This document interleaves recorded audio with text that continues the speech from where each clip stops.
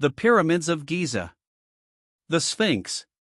The Grand Temples of Karnak and Luxor.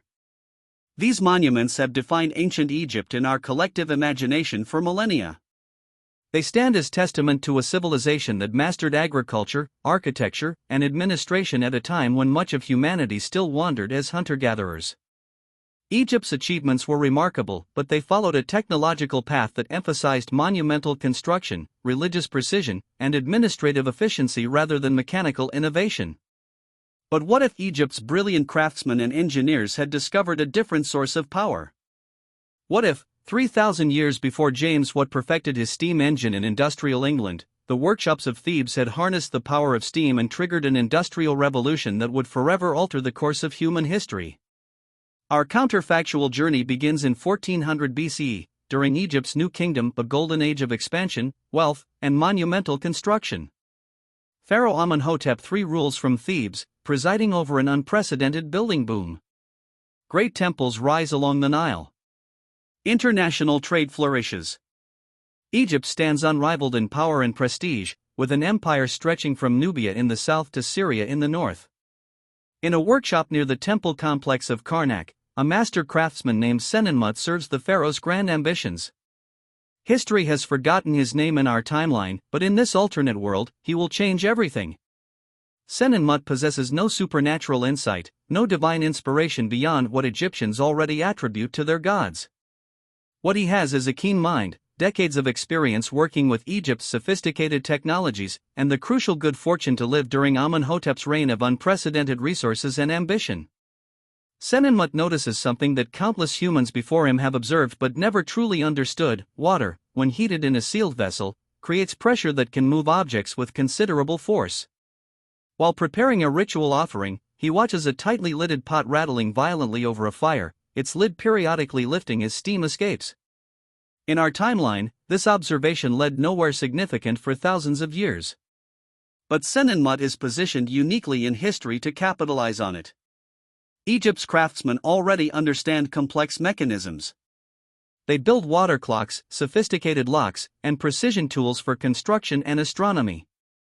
They work with metals, glass, and ceramics at a level unmatched by contemporaries.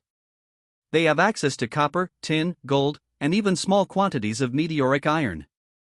And crucially, they have the patronage of a pharaoh obsessed with grand construction projects, willing to invest resources in any technology that might enhance his monumental legacy. Senenmut creates a primitive steam-powered water pump. A simple device that uses heat and pressure to lift water higher than any shaduf or hand-operated system could manage. Initially, it's regarded as little more than a curiosity, a strange toy that amuses the court. But Egypt's priest class quickly recognizes its potential. In a society where religion and technology are inseparable, where priests control writing, mathematics, astronomy, and medicine, this new power is interpreted through a theological lens. The priests of Ammonius Ra see steam not as a mere physical phenomenon but as the divine breath of creation made manifest. The hot breath of Ra, captured and channeled to do the work of men. Steam becomes sacred power, and the ability to harness it becomes not just a technological innovation but a religious duty. Sacred texts from this period begin to include new passages. When water becomes air through the fire of Ra, it carries the breath of creation itself. Through this divine transformation, mortals may channel the power of the gods. Within a decade, Senenmut's invention spreads beyond mere curiosity. The priests of Ammonius, guardians of knowledge and technical education, develop increasingly sophisticated applications. Water-lifting mechanisms transform irrigation along the Nile, allowing multiple growing seasons in areas previously limited by the annual flood cycle. For an agricultural civilization entirely dependent on the Nile's rhythms, this control over water distribution is revolutionary. Fields that once yielded single harvests now produce 2 or 3 crops per year. Food production soars.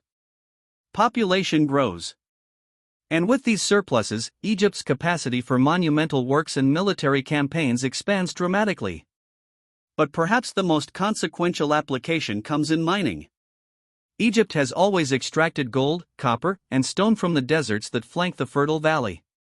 Now, steam pumps allow miners to reach deeper veins, draining groundwater from shafts that would have been impossible to work in our timeline. Egypt's access to metal ores, particularly copper and tin for bronze, but also small quantities of iron, increases tenfold within a generation.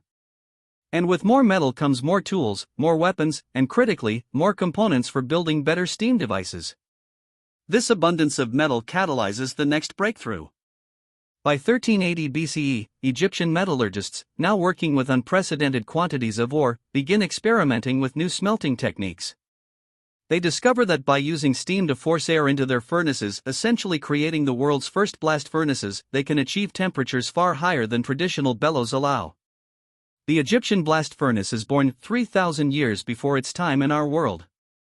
And with it comes the ability to produce high-quality iron and, eventually, a primitive form of steel. In our timeline, the Hittites closely guarded ironworking as a state secret that gave them military advantage over Egyptian forces. In this alternate world, Egypt leapfrogs them technologically, developing not just iron weapons but the capacity for mass production of metal tools, agricultural implements, and machinery components.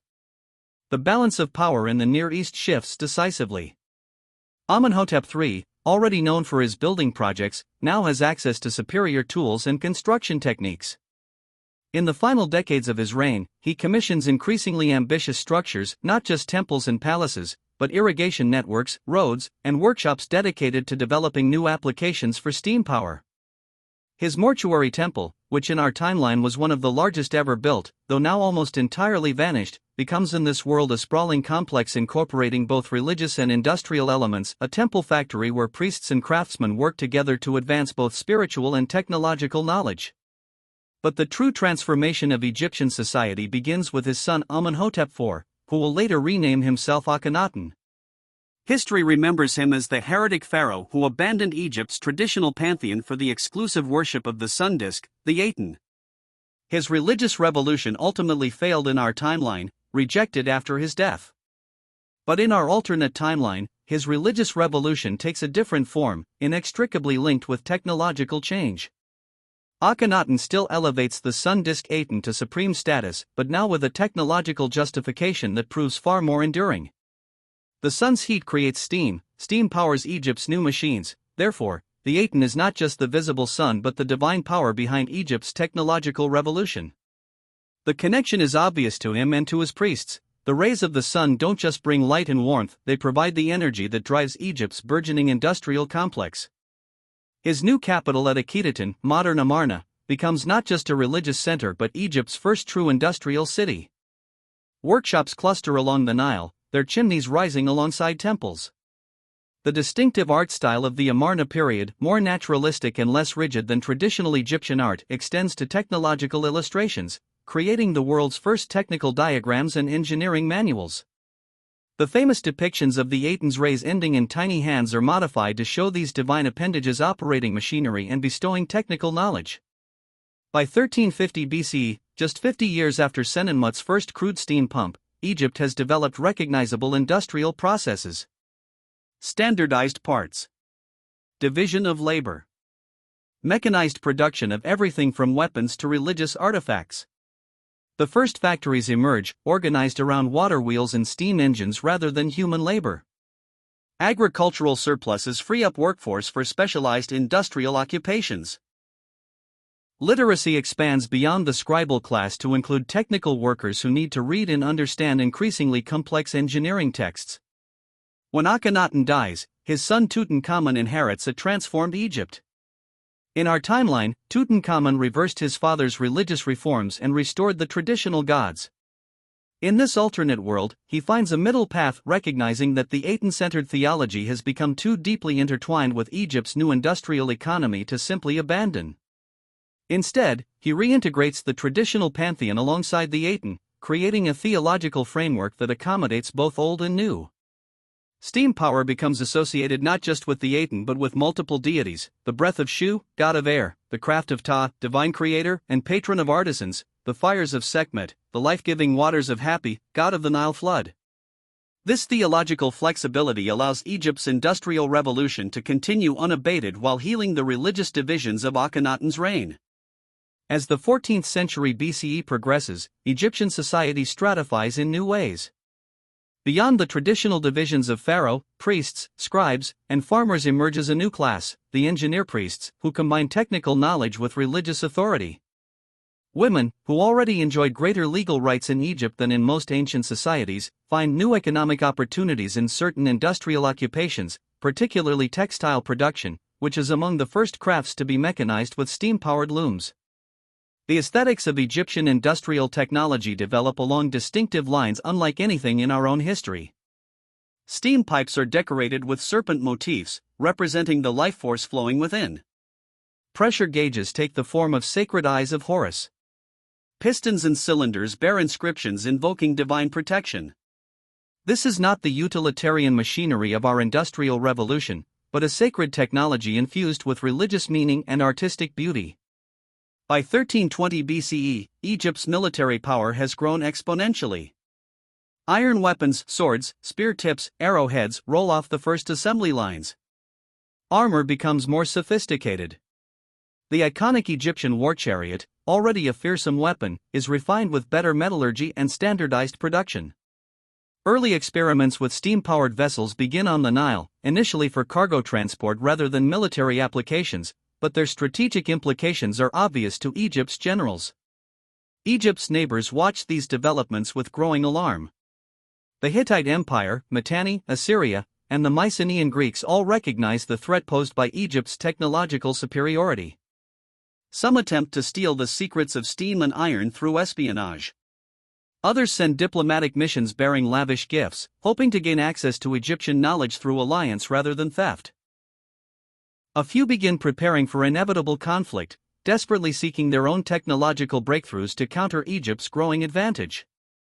Throughout the Near East and Eastern Mediterranean, rumors spread of Egypt's god-powered machines.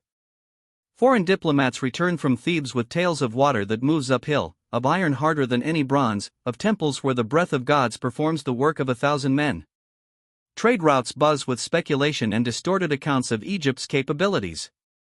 In distant lands where Egypt is known only by reputation, fantastic stories circulate of a kingdom where the pharaohs command the elements themselves.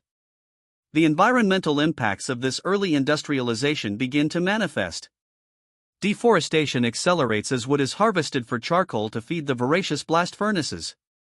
This drives Egyptian expeditions deeper into Lebanon and other forested regions to secure timber supplies.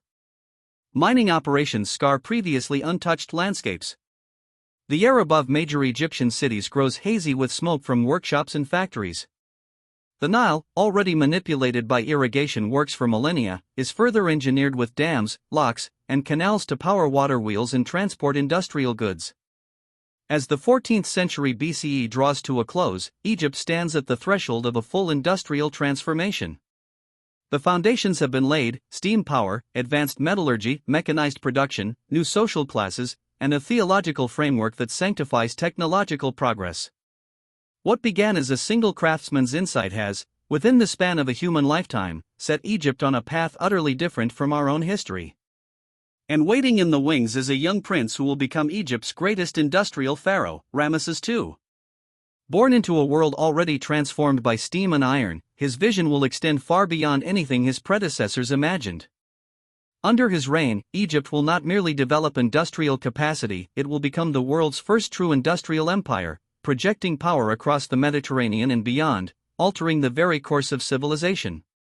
The Bronze Age collapse that devastated our ancient world around 1200 BC, that perfect storm of climate change, invasions, and systems failure that toppled empires and ushered in a dark age, now faces a very different Egypt.